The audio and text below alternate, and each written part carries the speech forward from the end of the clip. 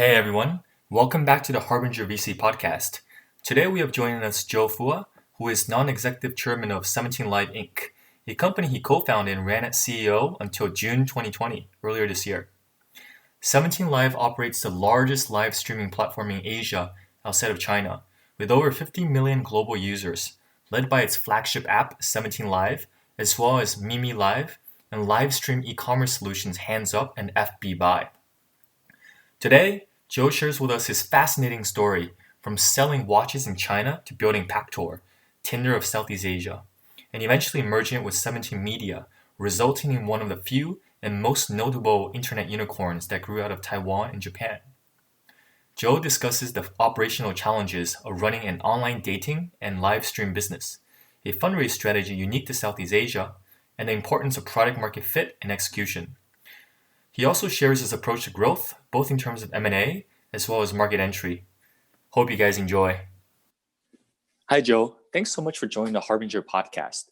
Now, before we dive into the meat of the business activities that you worked on over the past 10 plus years, I'd love to first learn a bit more about you. Could you share with us a bit more about your personal story and perhaps some of the formative experiences in your life? Sure. Thanks for having me on. So I was born and raised in Singapore. I spent the first 20-something years in Singapore. Actually, as a kid, I was traveling a lot because my parents ran a retail business in the region, and I was traveling a lot with them, basically learning from them how to sell stuff. And I think that's actually quite important, a piece of history that I think is still very relevant to what I do today. And so for I would say the first 10 odd years, I was traveling a lot in around the region, and then but basically all calling Singapore home, and I spent the first 20 odd years doing that. I served the army in Singapore before I headed off to the States to do my undergrad. I did my undergrad in finance, and I had a very brief stint at a bank after graduation, and I decided that wasn't for me, and headed off to China, and I did again 4 years of retail, and so retail is in my blood. It is something that I do, sales and operations basically, and so in China, I spent about 4 years doing retail, selling watches and jewelry for 4 years, Beijing and Shanghai. And I decided I want to go back to business school after. So I went back to the US, I did my MBA. And again, after that, I had a brief stint of consulting.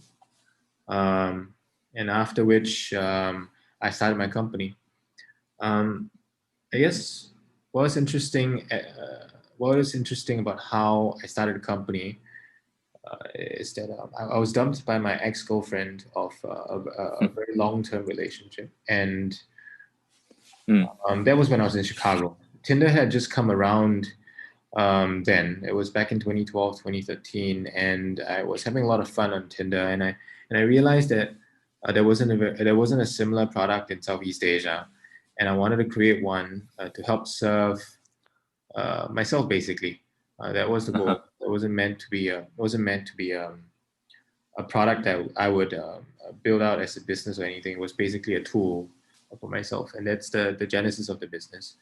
But going back to what I mentioned, so if you see along the patterns of how of when I was younger and what I did prior to starting business, it was mostly revolved around sales and operations. Got it. Yeah. So thanks for sharing that history. It helps us have a better sense of your upbringing and what shaped you. So kind of going back to that dating app that you had in mind. I think the name was Paktor. From what I recall, it started out of Singapore, and then rapidly it seemed to take off pretty quickly. I'd love to get your side of it. Entered a number of markets, and also at a certain point, it pulled out of several that weren't working so well. I think at one point you nearly ran out of cash. So could you help us understand what that was like for you building Paktor?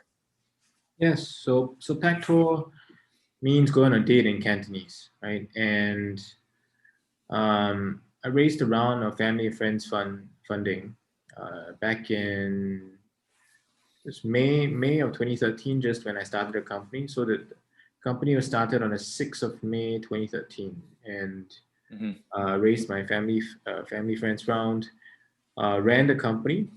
Ran the company like it was a project. Wasn't meant to be a business. It was more as a product to serve myself. And then after, when I realized that it was taking off, it was getting a lot of traction. Actually, it was getting a lot of traction. I remember a funny story. I when the app first launched, there was a limit on the number of guys that could use the application, just because I didn't want the pool to be too big, because it was meant just for personal use. And I had to lift that. I had to lift that the limit after, and when I decided that it was actually not going to be a project but more of a business, because there was actual demand. Like every night we would deal with server issues, because the demand was just growing and becoming greater and greater and greater. And that was when I realized that this was going to be I wanted to build this out to be a business then, because there was a demand, there was a fit. And so I raised more family friends funding.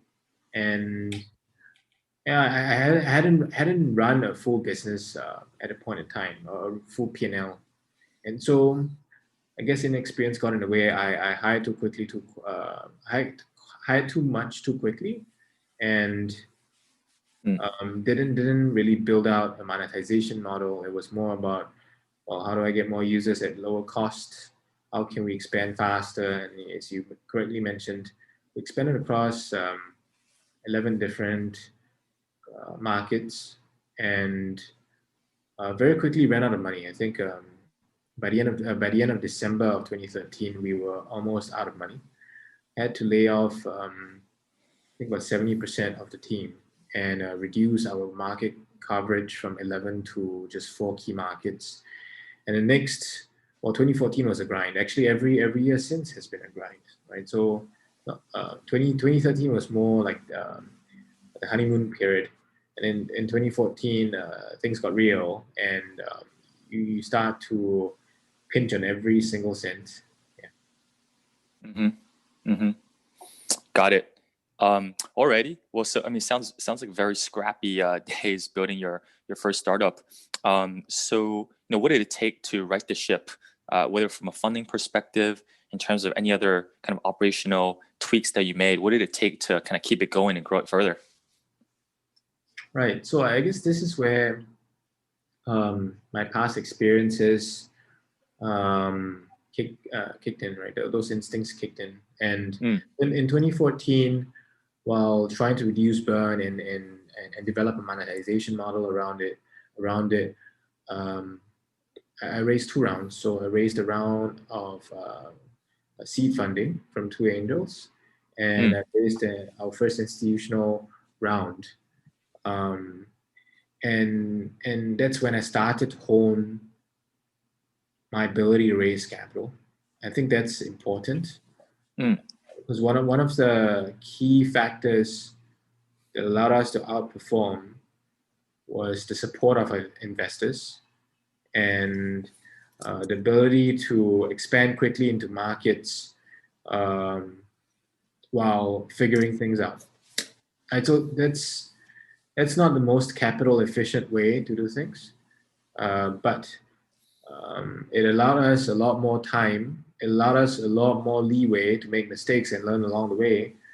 That allowed us to gain a lot of market share to come to where we are today. Right. So in 2014, I raised 2 rounds, slowly built back up the team. I was still very cautious about spending capital then. And really, so I guess sales was one key piece. I mean, you got to be able to sell the vision, sell the dream to your team, at the same time sell the potential returns to investors. And beyond that, I think operationally, having been in sales, retail operations, um, it helped. It helped. You're able to rally the team, rally the troops. When a team is relatively small, 30 to 100 people, that actually is a huge plus. So I think these two things carried us through 2013 to 2015. Team grew to about 200 odd people.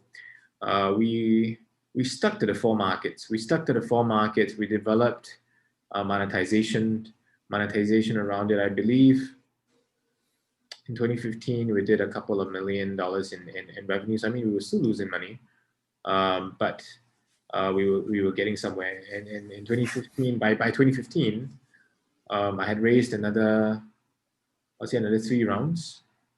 Right, so raising capital became like a full-time job. Yeah. So you mentioned, I think it's 2014, you had an angel investor and also an institutional fund. Was that Vertex in 2014? Yes, that was. Got it. I don't know Southeast Asia as well. Based on what I recall, Paktor was based in Singapore and in three other key markets in the region. Right? Like when it comes to fundraise, Southeast Asia has multiple markets. The markets themselves, at least compared to US or China, are a little bit smaller. So I think from a venture fundraise perspective, raising earlier rounds seems to be okay. But as a company continues to scale and get bigger, in terms of larger pools of capital, certainly at the time it seemed quite limited. So when you say that you honed your sales capabilities, your fundraise capabilities, bring in more capital, what are some things you did to raise money? If there's anything like different or special, and then perhaps even some of the other success factors required to build out a dating app, since there's plenty of challenges that are specific to doing that type of business. So firstly, how did I go about raising capital, and later rounds maybe, and then and secondly, how did I build out the dating business? You're absolutely right. Southeast Asia was a market, was a region that was very welcoming for people who are raising seed to Series A capital. Of course, that's changed and progressed as time goes by. But even then, you will see that most of the larger rounds in Southeast Asia are done by the private equity firms, or by the non-regional VCs. Seldom will you find local Southeast Asia-based VCs doing rounds that are or ticket sizes that are more than, let's say, 25 million, right? And if you look at our fundraise history, even up till today, right, the largest round that we've ever raised, I think it was like 30 odd million, right? So we've raised many rounds, but we've never raised a round that was large, relatively, comparing to our scale today. Our last round that we raised was end of last year, and even that round was very size-wise the same as the round that I raised 3-4 years ago.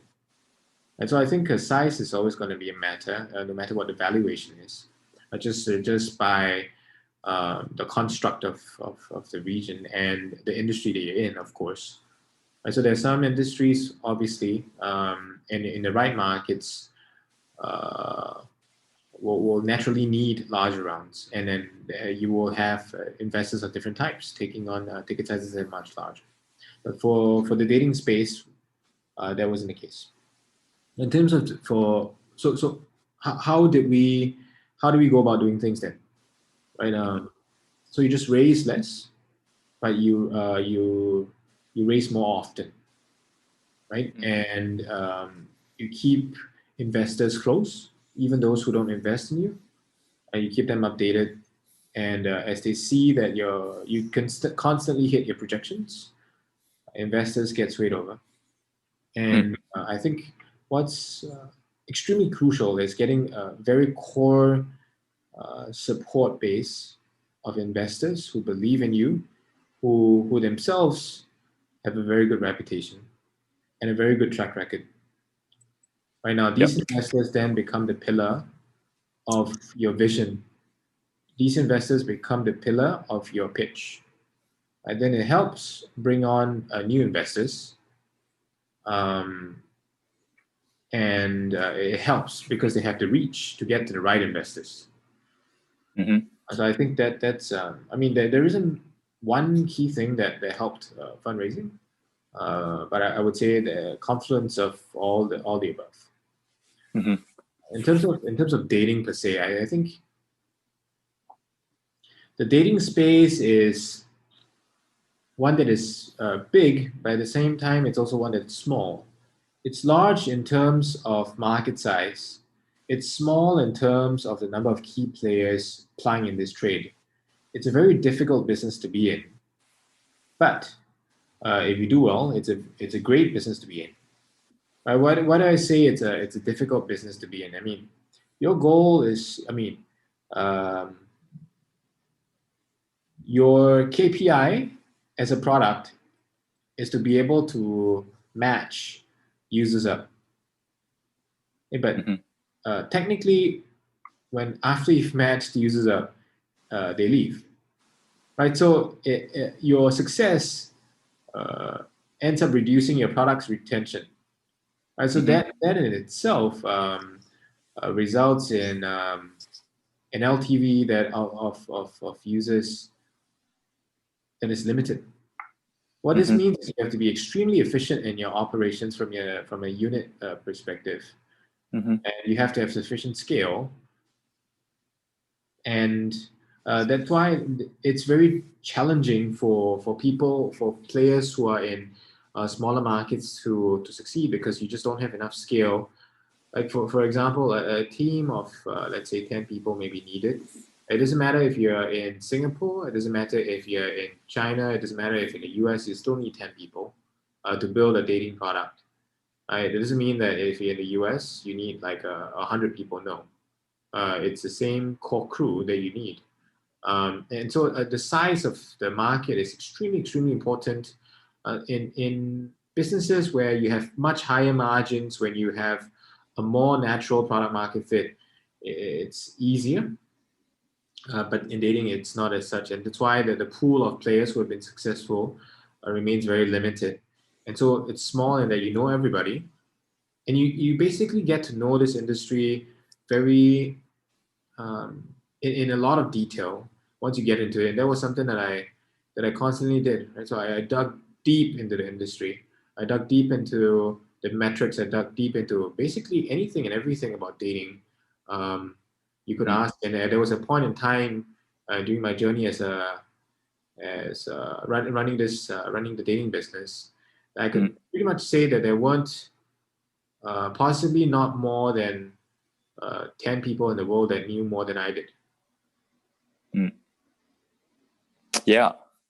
So in terms of the dating business, you mentioned the opportunity, also the challenges. And I've also heard that there's some other kind of difficulties in this type of business. For example, fraudulent users or kind of fake profiles. So I recall in China, there's a couple of different apps, and one of them is a dating app called Tantan. The other is kind of a sleep app called Snail Sleep. And they experienced having fake profiles where there's literally teams or businesses in China that are building these fake profiles to connect with people, whether it's male, female, or with folks that want to sleep better, such that they can eventually connect with them on a personal like messaging app, so as to sell them stuff down the road. So, for the Chinese apps, where it's Tantan and the other better players, kind of solving this fraudulent user piece was one of their key success factors. I was wondering if that was the case ever for Paktor in Singapore and in the 3 other key markets there in Southeast Asia. Yeah, I think fraudulent users are gonna be an issue no matter where you're at, and in fact, they're fraudulent for many different reasons. But it's quite easy to spot these fraudulent users because their behaviors are not consistent with a regular user. I mean, just to give you an example, in any given market, generally the like to dislike ratio of any profile, or the like to dislike ratio, the GIF like to GIF dislike ratio of any user is going to converge at a certain number for a specific target audience, right? So let's say, for example, you're male, you're 28, and you're living in a certain place. Your like to dislike ratio and your GIF like to GIF dislike ratio should not be too much of an outlier. Right now, so fraudulent users generally are very it sticks out very quickly, and so we developed a system that could allow us, basically using different metrics, to very quickly gauge when users are fraudulent or otherwise. And I think it's not very different from the systems that are used globally. It just depends on what management's take on weeding out these users are. And our segment, the segment that we play in, actually relies on real users, relies very much on real connections, because our ARPU is revenue per user is higher than our comms, and it's because our users basically value these real connections that are created. Gotcha. And you mentioned gift giving. So that's a bit of a segue, because a company that initially started, Paktor, started up as a dating app, but then I believe it was in 2017 and merged with, or acquired a large interest in another Taiwanese company called 17 like 17 Live, where I'd love to kind of hear your take on how that business works, and kind of what the portfolio of different apps and different solutions looks like. But 17 Live, if I understand it well, is more of a live stream type of platform. Could you tell us a bit more about the kind of that process in terms of that merger and what happened afterwards? Yeah, no, for sure. So, so as I said, I spent a lot of time studying the dating industry and reviewing the players in all the markets of interest to me. And one of the markets, obviously in Asia that we were in, was and is Taiwan. And so I launched our business in Taiwan back at the end of 2013. So spending quite some time in Taiwan. And I met my current partner, Jeff. So Jeff was a competitor then. In 2014, he started a dating application in 2014, and I got to know him in 2014 as a competitor. We stayed close. We would catch up every time I came to Taiwan, and in 2015 he stopped working on dating, and he launched eCommerce. And that was when mobile live streaming as an entertainment play was still very nascent. Globally, there were only two other players, Periscope and Meerkat in the US. And in Asia, in that format of full screen mobile live streaming, there were none. And Jeff started the first eCommerce and launched it in Taiwan, and overnight it became a huge sensation. In 2015, it had gotten to, I think, 1 million downloads within like 30 days. It was possibly the highest, the fastest growing product during that period in terms of user base. So much so that it experienced significant delays and lags, because the protocols weren't mature then, and team obviously was grappling with how to deal with the heavy influx of users. Right. And so, by the end of 2015, in China came I would say maybe hundreds of similar applications, just because of the rising popularity of 17. And in 2016, in 2015, due to content issues, the application was taken off the app stores for like, I think, 2 weeks. And that period actually allowed for a lot of the Chinese players to absorb a lot of traffic. And when 17 relaunched, it was much harder for them. And they went through a difficult patch, I think, in 2016, early 2016, from an operational perspective and from a funding perspective. One of the funding rounds that they put together fell through. And that was when we met again, because I mid of 2016, I had just come out of the back of raising another round. And I met Jeff, and Jeff was like, "Hey, Joe, I don't know how you'd raise money for dating. You just keep raising money for dating. How do you do it?" And I remember very clearly, I was in Xinyishi, one of the steakhouses that he always goes, and we always meet there. We're just discussing, and I saw an opportunity there. I saw an asset. I saw Ichizibu. I saw live streaming. I saw how it was doing well in China. I saw how it was very nascent outside of China, and the potential of it. And I mean, this is before Zoom. This is before any type of live stream as we know it today. But I saw that it was very interesting, because I found myself using the product. I found myself addicted to the Chinese products, to 17. And at a point in time, I felt that this was a much larger opportunity than the one I was pursuing for dating. But yet, the target audience is very similar. People with a lot of time on their hands, right? And on Jeff's end, he saw how I operated the dating business, and was able to raise capital for the company, and he was running out of capital. And so we decided to come together. I saw an opportunity and upside. He saw basically somebody who could come fix his problems. And that was when we decided that, hey, Paktor would take a stake in 17. So the merger didn't actually happen immediately. We took a large stake in 17. And after which we then merged the companies at the end of 2016.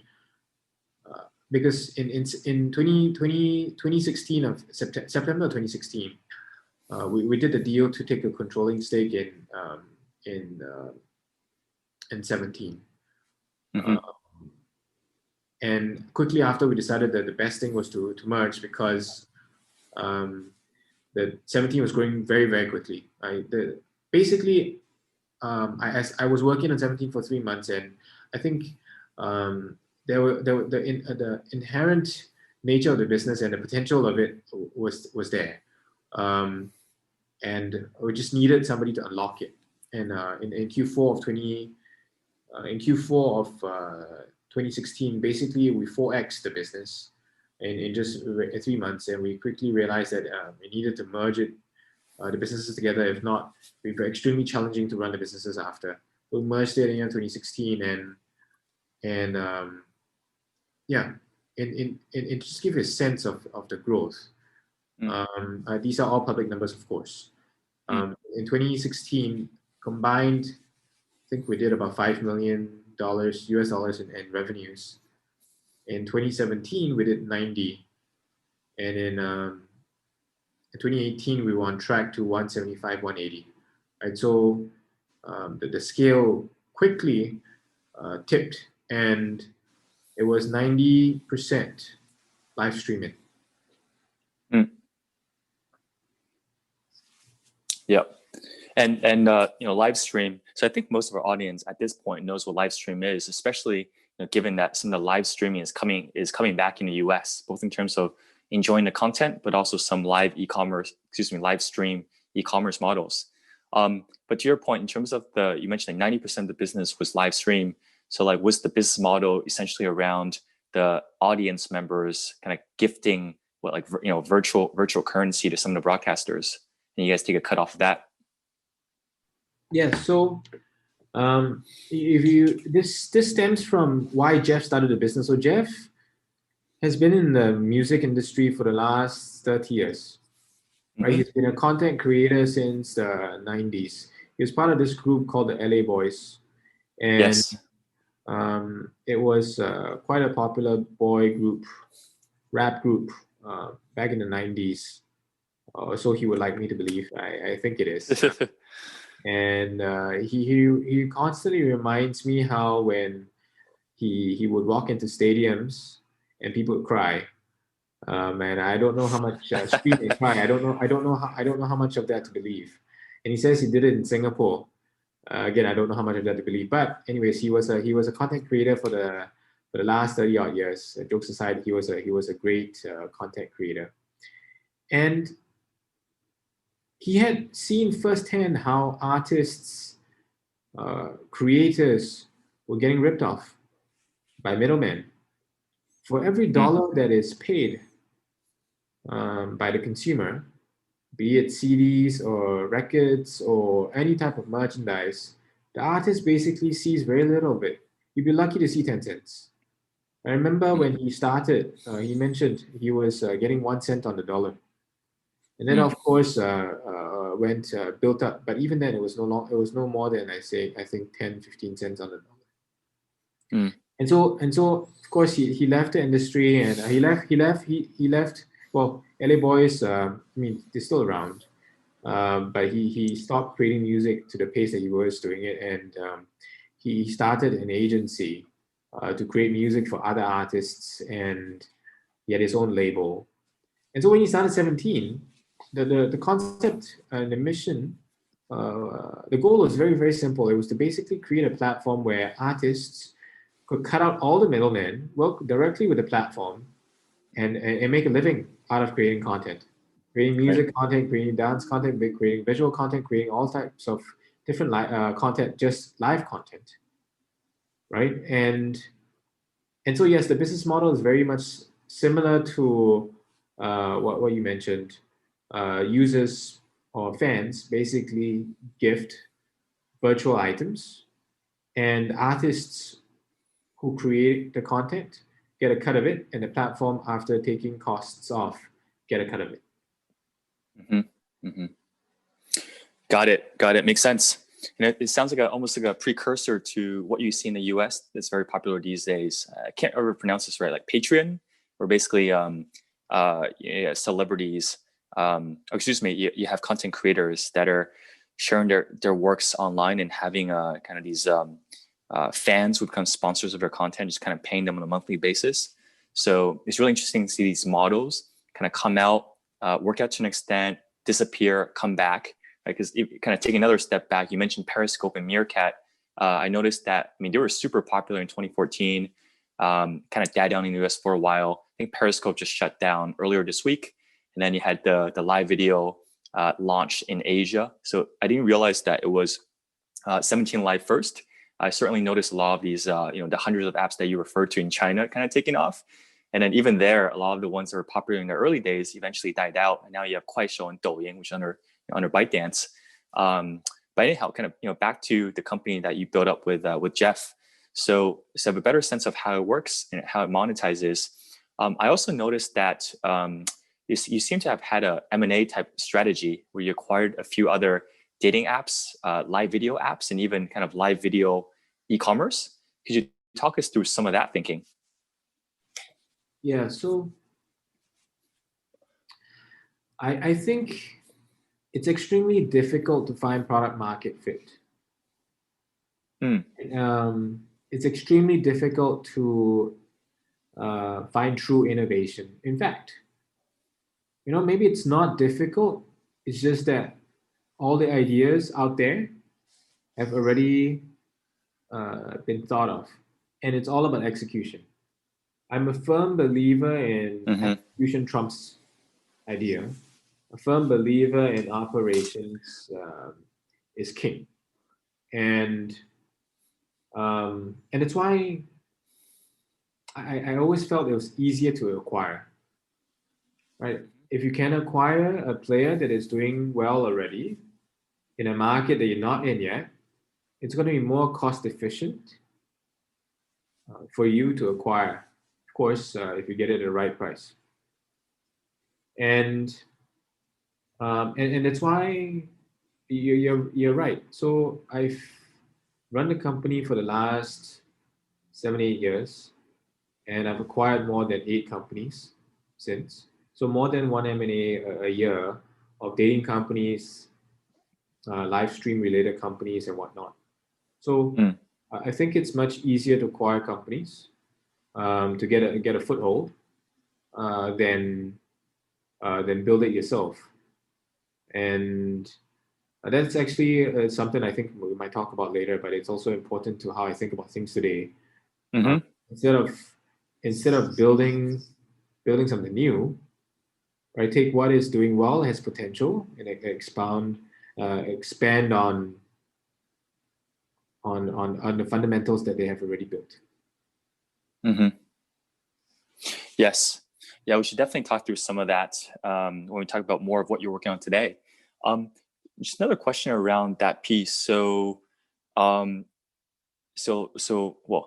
the group is currently called 17 Live, right? It was kind of a bit of a rebrand, but it was M17 for a period. So like that overall group acquired 8 companies, you mentioned, and just to try to understand it better, like are these separate apps today, or are they incorporated into the flagship 17 Live? Like how do they work together? I don't know if it was just me or if that is the right thing to do or whatnot, but I think for dating, because the different products that we acquired had different target audiences, we never merged them into one product. There was always separate products, right? Because you're targeting different audiences, different markets, different niches. You have different types of dating. You have voice dating, you have live dating, you have casual dating, you have serious dating. And so it didn't make sense to merge all those products together. Similarly, for live stream, when we acquire those companies, you have different functions, you have different markets, you have different styles. We never merged them together either.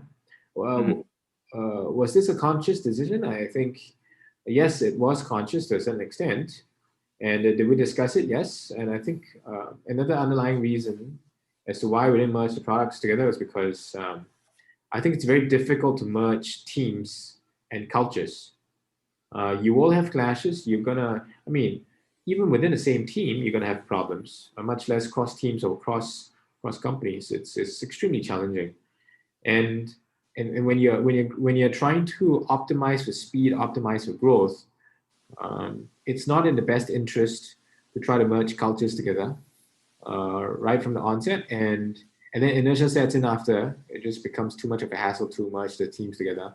Of course, it happens after both teams have achieved scale. It might make sense, but most of the companies that we acquired were much smaller than we were, and so you don't want to bog these companies or these teams down with the processes that we have in place in the larger companies. You provide them with the infrastructure. You provide them with the resources, but you don't try to bog them down.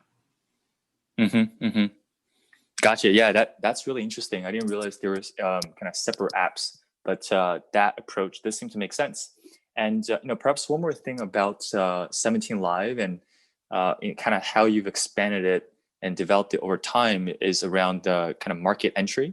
So you mentioned for Paktor, it was entered like 11 markets, reduced it to 4 key ones, and then obviously the rest happened with 17 Live as we talked through. You've also mentioned to me before in a previous conversation that entering the Japan market was very critical for the business. It's quite a large market compared to some of the other markets in the region. Could you talk through that? Like, how did you think about Japan? Why did that happen? And how did it happen? After my experience with Paktor, I was and have become very cautious with market expansion. In fact, I was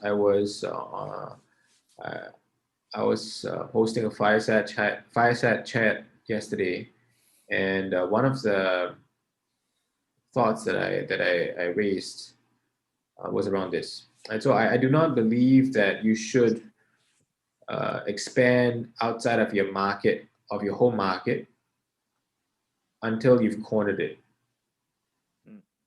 Right? Unless, of course, your goal was never to start a business in your home market. But if the only reason you're going or you're expanding outside of your home market is because you cannot gain sufficient market share in your own market, then you should not expand outside. Why do I say this? First, you need to be able to make sure that you can find product market fit. Now, if you can't even do it in your own market, the market that you need to know the best, then there's nothing for you, right? In any other market. In fact, you are just increasing the chances of your failure if you move into one other market, just because your resources, your attention, they're going to be split, right? You will lose everything. Chances are you will lose everything. And so when I was working on 17, I remember a lot of people, I mean, through from 2016 September all the way up till 2017, I think in Q1, Q2, I was being pushed every single week, every single month, because we were growing so quickly. I mean, we grew from $200,000 in revenues a month to $6 million of revenues a month in just a span of 7 months, 8 months, 9 months. I was very short period of time, 30x growth. You know, when investors see these type of numbers, I mean, they start analyzing in their heads, they start projecting out in their heads, and they start multiplying the populations of all the different markets in their heads. And then suddenly they get many ideas, right? And this business suddenly becomes boom, you know? And but you have to resist it. You have to resist expanding outside of your home market until you've cornered it. And that was what we did. So we spent about 7 months cornering home market then in Taiwan. And we had about 50% market share within seven months.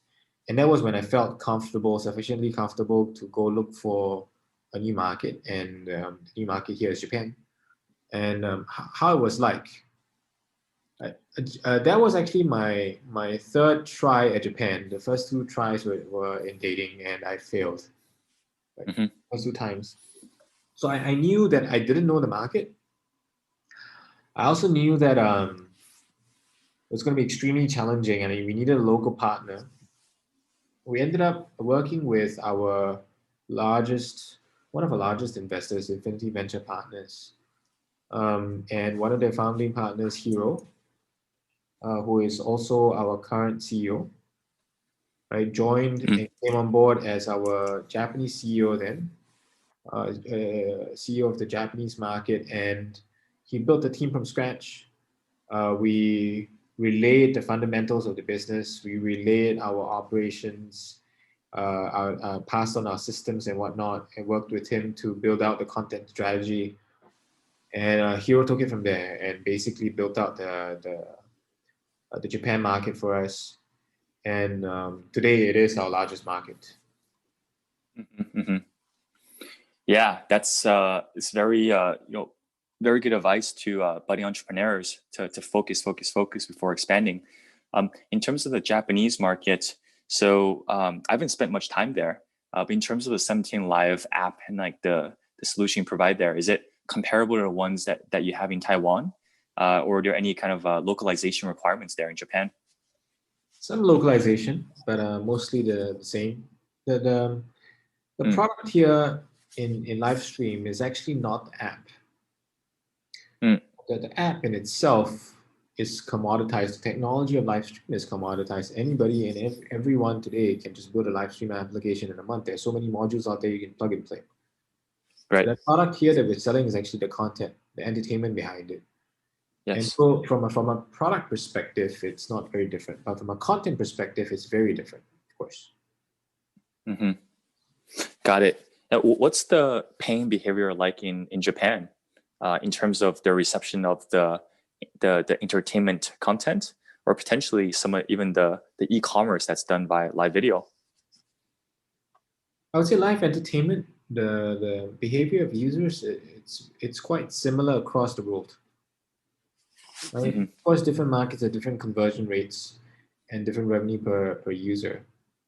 But in terms of behavior, we don't see that we don't see it to be very different, right? So I think we can easily say that it's quite uniform across all the different markets.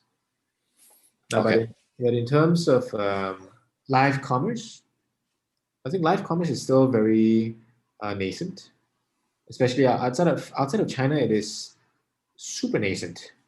I would say you have hotspots here and there, but it's definitely not mainstream.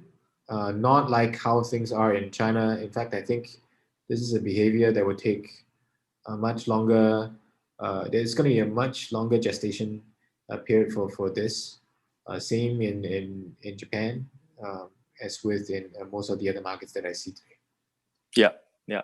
That's a fair point. I mean, even in China, the live video commerce is quite big today. It's probably about $160 billion worth in 2020, and it's tripled since 2019. And before then, it was even faster growth from a smaller base. So in China, the live video commerce concept became much more top of mind and popular this year, especially given COVID and kind of being unable to go to the offline stores to check out products. And so I tend to agree with you. I think this is a very special year. It accelerated massively. Even for China, it's fairly recent, and then for other markets, it's still TBD. Because even for like live video, at least when I compare China to the US, the live video concept was there for a while, just didn't really take off the way that one might expect in the US, whereas it did in China, and it seems so in the rest of Asia as well. Perhaps could be a topic for another day. I'm also conscious of your time, and I want to talk through some of more what you're working on today. I think most people know at this point that you stepped down as CEO, but you continue to be engaged as a chairman of the board. Can you share with us a bit more about your role today, and also what are some of the investment activities that you're working on? Yes, so I stepped down in July of this year, and handed over the baton to Hero, and I've taken on the role of chairman in the company, non-exec chairman in the company. I speak to the team weekly, more about strategic direction and strategic matters, less related to day-to-day operations. And so over the last 4 to 5 months, I've been spending a lot more time with my family. And I've actually been looking at many different companies. That's what I remember I mentioned. I think it's very difficult or very challenging to find product market fit. But I think once you have some semblance of a product market fit, then it all boils down to operations and execution, and then that is what I thrive in and thrive at. And so for the last four months or so, I've been working to deploy capital, working to invest into different opportunities that I see in different young companies that actually young and not young, but possibly companies that I think have product market fit but have issues with operations or execution, where value can be extracted through improving these operations. And I've been looking at companies to invest into, and so I speak to, I think every single day I speak to at least one company across the region. This keeps me on my toes, keeps me looking at different opportunities, keeps me abreast of what people are working on. And so far I've made I think 3 investments. 3 investments, and very small investments, but I believe that I enjoy doing it. It's fun. It's fun speaking to people. It's fun speaking to them, working in operations with them, and trying to value add to their business. Right. So what kind of investments are these? Are these like minority investments, and like kind of provide advice and feedback, or is there another approach that you take where you take more control and try to get more involved operationally? I don't think there is a fixed strategy. I've been open to both. One thing I'm cautious of is Yeah. not to get stuck too deep into operations, because that's not what I want to do. I want to support management, and so I've been open to both. Okay. And these deals, when you say region, you mean kind of greater Southeast Asia?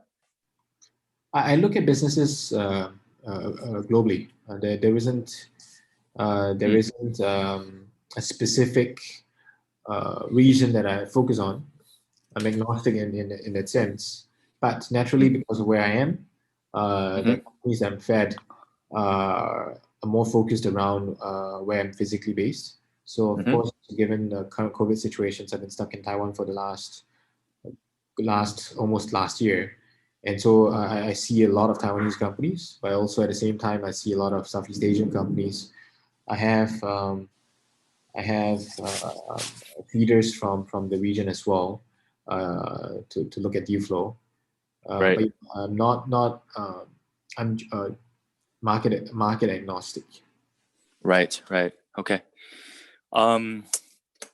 Right. And the last time we spoke, we were talking about Taiwan, and given that we're both here, it kind of makes sense to dig deeper and get a better sense of what are great opportunities here. And like one of my observations was that Taiwan is quite interesting. It tends to be overlooked because the population size itself is fairly smaller compared to, let's say, other markets in the region, or China in particular, which also shares Mandarin language. But there are some very smart, talented entrepreneurs, a lot of great engineering resources, and also noticed that the valuations are cheaper, because of the smaller market size and perhaps the less capital competition in terms of larger funds being focused on Taiwan. So, there's some interesting things about Taiwan. Love to get your perspective on what you find particularly attractive about this market. Yeah, I think you bring up most of the key points. I think competition is, well, I wouldn't say that competition is less, because there are still local competitors, significant local competitors, because of the attractiveness of the market. I would say that comparatively, it is less expensive to get off the ground, right? Because of course, if you compare with Beijing or Shanghai, an engineer there, a good engineer there is probably gonna cost 2 times that of Taiwan, just because of the speed that things are moving along in China. Engineers are in huge demand. They are also in demand in Taiwan, but software engineers don't cost that much compared to China, and so things are much easier to get off the ground. Right. From a cost perspective, that means you try many times and fail many times, and you're still going to be around. You're still going to be okay. And so I think that's extremely attractive. Secondly, of course, from a population perspective, coming from me, born and raised in Singapore. Singapore is my home market. 5 million population versus 20 million population. Hey, it's no brainer, right? So from a population perspective, Taiwan supports a much larger business. In fact, global businesses can be built, sustaining itself off the Taiwanese market alone. And that is how big the market is. And if you look at the gaming space, Taiwan is possibly within the top 5 in terms of spend. And from an ARPU perspective, from a GDP per capita perspective, it's not very different from what I understand as well. Singapore and Taiwan is actually very similar in that sense. Living standards are very, very similar. And infrastructure, which is so important, right? From transportation to telecommunications to all these different factors are very strong in Taiwan. So it's a very conducive environment to start new business, and people are very willing to try new technologies. And so I think it's a good place to incubate any type of business if you're in the region. Yeah, no, those are some really good reasons for what makes Taiwan attractive, and seems to be quite fertile environment for building companies. And perhaps to end on that note, so Joe, I really enjoyed our conversation today, and also last time as well. And part of the reason I really wanted to bring you onto the Harbinger podcast is because when we have these conversations, it's extremely insightful, and you share your experience and your sage advice, and I think that a lot more people than me could benefit from what you share.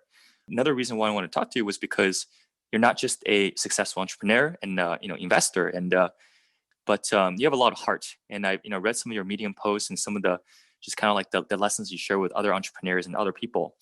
And perhaps besides the business focus, the tenor of our conversation, is there anything else you'd like to share with our audience when it comes to personal lessons or other things that have come up over the course of your experiences? I would say that this has been a very difficult year for everybody. This has been an extremely difficult year for everyone. But just keep going, right? Keep going, and those who basically survived this year, they're going to make out so much better than ever before, just simply because you would have proven yourself stronger than most of the others. But it's been a difficult year. Hopefully things get much better next year. All right. Well, thanks for sharing that with us. And thanks for your time, Joe. Really enjoyed the conversation. Thank you. Thank you for having me.